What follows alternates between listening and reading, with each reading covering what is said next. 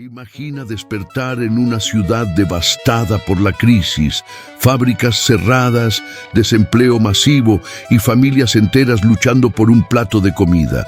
Ahora imagina que solo 6 años después, esa misma ciudad se convierte en una potencia militar imponente, con tanques desfilando por las calles y un ejército moderno que haría temblar al mundo.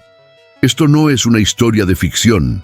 Es lo que ocurrió en Berlín entre 1933 y 1939.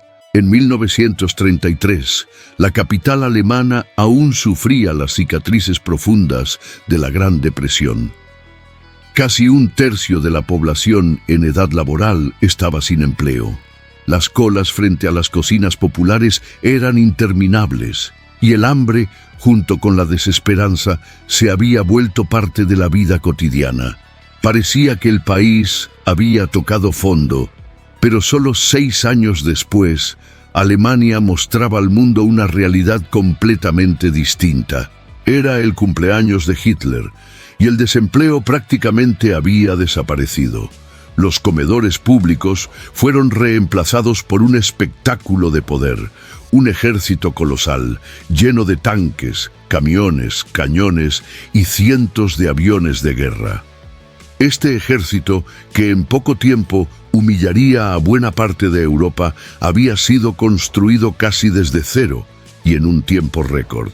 Lo más sorprendente es que Alemania logró todo esto a pesar de tener acceso limitado a recursos vitales, como petróleo, hierro y caucho. La transformación parecía un milagro económico, pero en realidad fue el resultado de un plan cuidadosamente diseñado por un solo hombre, Hjalmar Schacht, el mago de las finanzas internacionales. Schacht era un economista brillante y audaz, capaz de hacer que lo imposible pareciera fácil. Creó un sistema económico que desafiaba toda lógica y por un tiempo funcionó. Pero, ¿a qué precio? ¿Y qué lecciones podemos aprender hoy de aquel supuesto milagro económico nazi? Para entenderlo, debemos retroceder en el tiempo, hasta las raíces de la Alemania moderna, las heridas de la Primera Guerra Mundial y la crisis que marcó el destino del siglo XX. A comienzos del siglo XX, el Imperio Alemán era una potencia en ascenso. En ese contexto nació Schacht en el estado de Schleswig-Holstein, hijo de un comerciante alemán y una baronesa danesa. Inteligente y ambicioso, estudió economía y rápidamente ascendió en el Dresdner Bank, el segundo banco más grande del país. Durante la Primera Guerra Mundial, Schacht sirvió como asesor financiero de las fuerzas alemanas en Bélgica. Pero el conflicto reveló la gran debilidad de Alemania, la falta de recursos naturales y el bloqueo naval impuesto por los aliados. Cuando la escasez de alimentos se volvió insoportable, el pueblo se rebeló.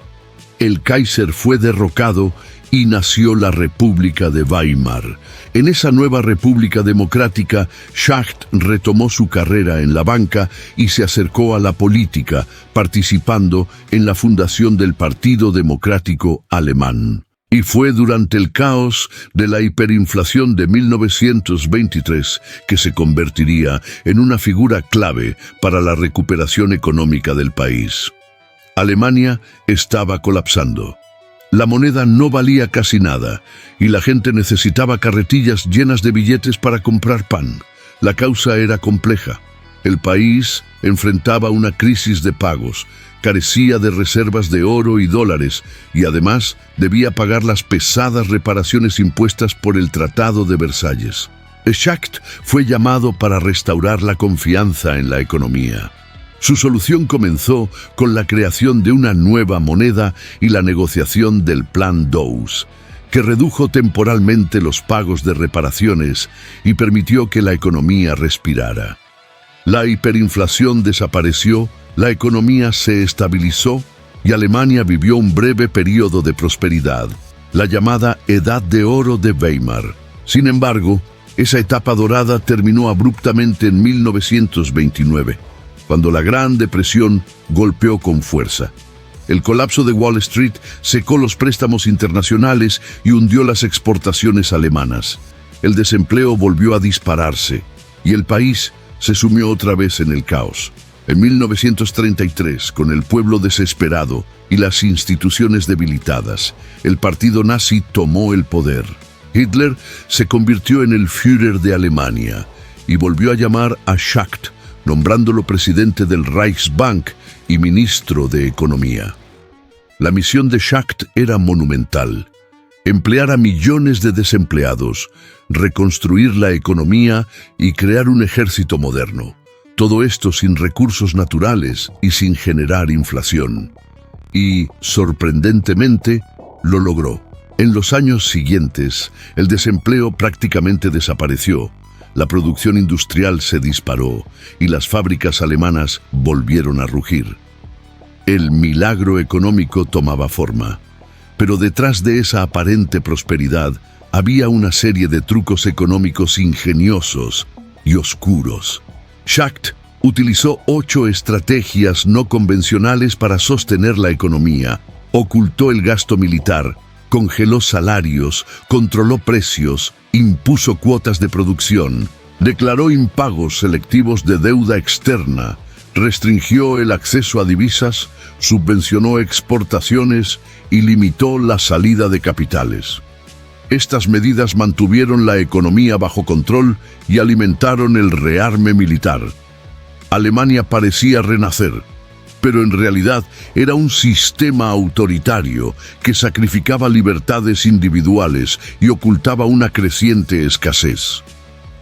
Con el paso del tiempo, Schacht comenzó a perder influencia. En 1936, Hitler lanzó el Plan Cuatrienal, entregando el control económico a Hermann Göring. El objetivo: preparar al país para la guerra total y hacerlo autosuficiente. Schacht, preocupado por el gasto excesivo y el riesgo de colapso, intentó advertir a Hitler, pero fue ignorado. En 1937 renunció. Aún fuera del cargo, Schacht continuó negociando recursos estratégicos para Alemania, hasta que en 1944 fue arrestado por la Gestapo, acusado de participar en un complot para asesinar a Hitler. Pasó el resto de la guerra en un campo de concentración, hasta ser liberado por los aliados. Fue juzgado en Nuremberg, pero absuelto. El milagro económico nazi, sin embargo, dejó cicatrices profundas. La aparente prosperidad se construyó sobre el control, el miedo y la explotación. Schacht pudo haber sido un genio financiero, pero sus ideas sirvieron para sostener uno de los regímenes más brutales de la historia. Su historia nos recuerda una verdad esencial: la economía no trata solo de números, sino de decisiones humanas, decisiones que pueden reconstruir una nación o destruirla. Y queda una pregunta: ¿hasta qué punto vale la pena sacrificar la libertad y la ética en nombre del progreso económico? Si quieres seguir explorando historias donde la economía y la historia se cruzan de manera sorprendente, deja tu me gusta, suscríbete al canal y comenta. ¿Crees que un milagro económico realmente vale el precio que paga el pueblo?